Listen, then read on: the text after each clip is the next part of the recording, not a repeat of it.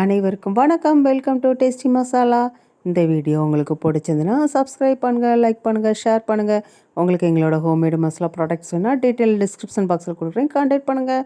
வாங்க வீடியோக்குள்ளே போகலாம். இன்றைக்கி நம்ம பார்க்க போகிறது ரெசிபி இல்லை, வீட்டிலையே பாலாடையிலேருந்து எப்படி நெய் எடுக்கலாங்கிறது, நான் எப்படி வீட்டில் எடுப்பேங்கிறது தான் உங்களுக்கு நான் ப்ரொசீஜராக காமிச்சிருக்கேன். ரொம்பவே சிம்பிளாக எடுக்கலாம், கண்டிப்பாக ட்ரை பண்ணி பாருங்கள். இது காய்ச்சி ஆற வச்ச பால். இது நீங்கள் வெளியே ஆற வைக்கிறத விட ஃப்ரிட்ஜில் வச்சிங்கன்னா ஆடை இன்னும் திக்காக விழும், நம்மளுக்கு ஆடை நிறையா கிடைக்கும். அதேமாதிரி காய்க்கும் போதும் கொஞ்சம் தண்ணி அதிகமாக சேர்க்கக்கூடாது, பாலை கொஞ்சம் சுண்டை காய்ச்சினோன்னா ஆடை நிறையாவே கிடைக்கும்.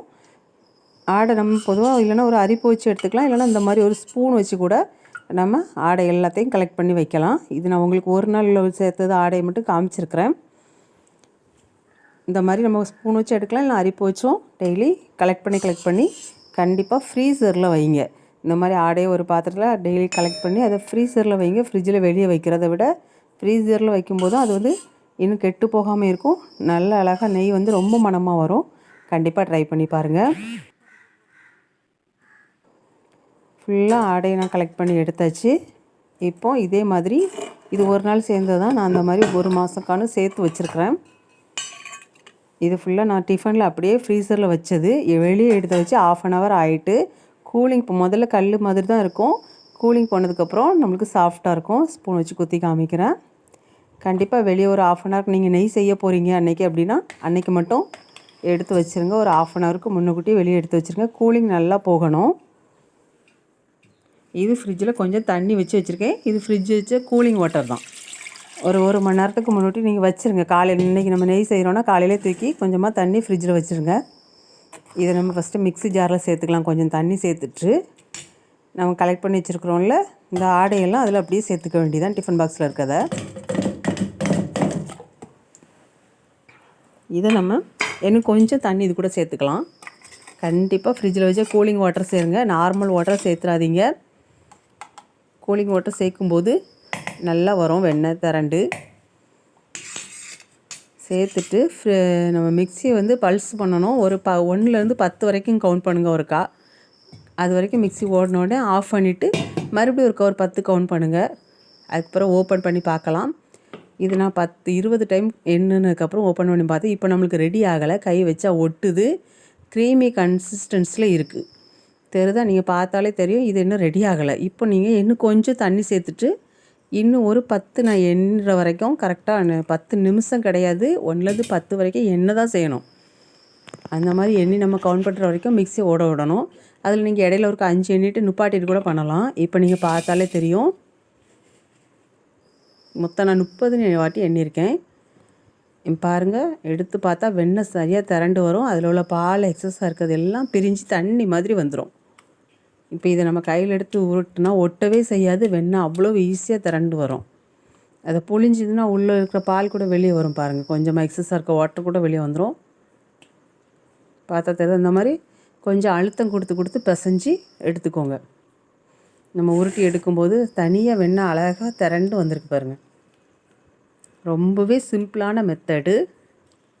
பாலாடையை கலெக்ட் பண்ணி ஃப்ரீசரில் வைக்கணும், அதுதான் ஃபஸ்ட்டு ஸ்டெப்பு. அதுக்கப்புறம் நீங்கள் எடுக்கிற அன்றைக்கி இந்த மாதிரி பண்ணிக்கோங்க. நான் எல்லாத்தையும் உங்களுக்கு புழிஞ்சிட்டு காமிக்கிறேன்.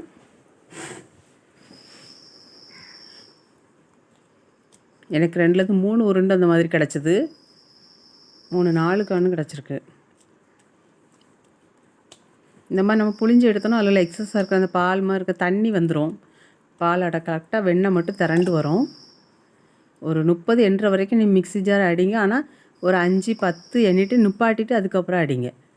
அது நுப்பாட்டி நம்ம செய்யும்போது நல்லா ஈஸியாக வெண்ணெய் திரண்டு வரும். கொஞ்சம் பெரிய ஜாரில் போட்டு செய்யுங்க, கண்டிப்பாக சின்ன ஜாரில் செய்யாதீங்க. கொஞ்சம் மிக்ஸியில் பெரிய ஜாரில் எடுத்துகிட்டு நிறைய வெண்ணெய் ஆடை கலையில் சேர்ந்ததுன்னா 2 வாட்டி போட்டு எடுத்துக்கோங்க. இந்த மாதிரி ஒரே வாட்டியாக போட்டு ப்ரெஷர் கொடுக்காதீங்க. கொஞ்சமாக போட்டு தண்ணி நிறையா ஊற்றி நம்ம அடிக்கும்போது தான் அது அழகாக பிரிஞ்சு வரும். எவ்வளோ அழகாக வந்திருக்கு பாருங்கள் வெண்ணெய். எனக்கு 4 உருண்டை அப்புறம் கொஞ்சமாக கிடச்சிது. அந்த தண்ணி அப்படியே தனியாக ஃபில்டராகி வந்துடும். அடியில் வெண்ணெய் மேலே மிதந்துட்டு தான் இருக்கும் உங்களுக்கு. கண்டிப்பாக இந்த மெத்தடில் செய்யும்போது எல்லாருமே வீட்டில் நெய் தயாரிக்கலாம். ஆனால் பாலை நம்ம கொஞ்சம் முன்னூட்டி காய்ச்சி ஃப்ரிட்ஜில் வச்சிட்டோன்னா போதும், ஆடை நல்லா நிறையா கிடைக்கும்.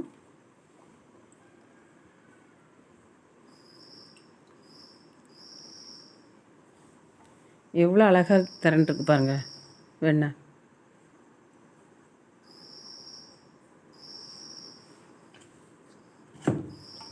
இப்போ தண்ணியை வந்து நம்ம அப்படியே தூர ஊற்றிடலாம். ஏன்னா இது நம்ம ஒரு மாதமாக கலெக்ட் பண்ணதில் உள்ளது. அதனால நம்ம ஒரே நாளில் எடுக்காத இருந்தால் இது மோருக்கு ரெடியாக இருக்கும்.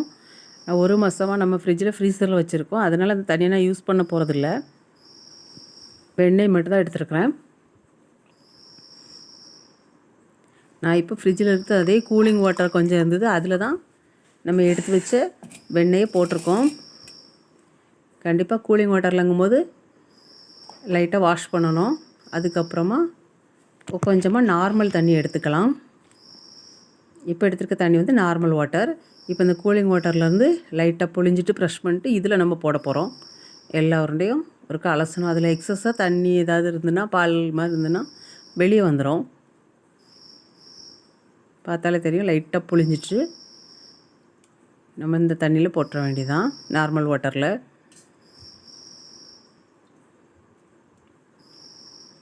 நார்மல் வாட்டரில் போட்டோன்னே வெண்ணெய் வந்து லைட்டாக மெல்ட் ஆகிறதுக்கு வரும். ரொம்பலாம் மெல்ட் ஆகாது. லைட்டாக அந்த கூலிங் வாட்டரில் இருக்கும்போது இருந்தில் கட்டியாக அதுலேருந்து கொஞ்சம் வளவளப்பாக வரும். அதெல்லாம் நம்ம உடனே எடுத்துட வேண்டியதான். ஒரு 2 மினிட்ஸ் லைட்டாக அலசிட்டு அப்படியே எடுத்துருங்க. நம்ம கையில் இன்னும் ஒட்ட ஆரம்பிக்க வெண்ணெய் தெரியுதா? நல்லாவே வந்திருக்கு.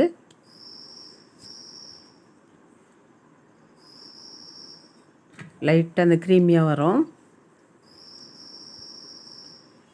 அவ்வளோதான், நம்ம வெண்ணெய் வலுவலன்னு அழகாக ரெடி ஆகிட்டு. இப்போ நம்ம இதை நெய்யாக கீயாக மாற்ற போகிறோம். ஒன்றுமே இல்லை, வானிலையும் லைட்டாக சூடு பண்ண வேண்டியதான். லேசாக ஹீட் பண்ணியிருக்கேன். ஹீட் பண்ணிட்டு நம்ம எடுத்து வச்சுக்கிற வெண்ணெய் அதில் சேர்த்துக்கலாம். அடுப்பை கண்டிப்பாக லோ ஃப்ளேமில் வைங்க. இது பார்த்த கொஞ்சம் சூடானோன்னு அப்படி இருக்கும். மற்றபடி இது ரொம்பலாம் ஹீட்டாக இல்லை. கண்டிப்பாக அடுப்பை லோ ஃப்ளேம்லேயே வச்சு நெய் காய்ச்சி எடுத்துடலாம். ரொம்ப தீ வச்சிடாதீங்க, மீடியம் ஃப்ளேம் கூட வேண்டாம். லோ ஃப்ளேம்லேயே ஃபுல் நெய் நம்ம காய்ச்சி எடுத்துடலாம். மெதுவாக அது மெல்ட் ஆகட்டு. உங்களுக்கு டீட்டெயிலாக காமிச்சிருக்கிறேன். ஃபுல்லாக மெல்ட் ஆகட்டும்.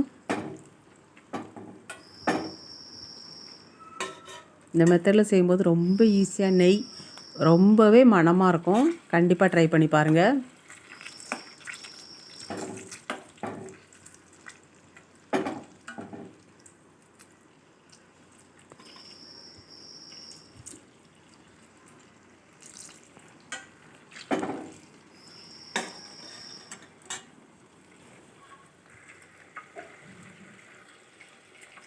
மெதுவாக லோ ஃப்ளேமில் மெல்ட் ஆகட்டும்.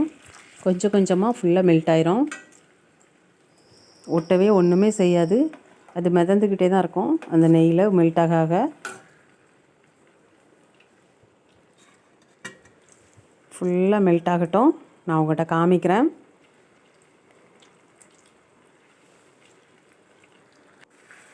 கொஞ்சம் கொஞ்சமாக கண்டிப்பாக லோ ஃப்ளேமில் வச்சு அதை உருக்குங்க.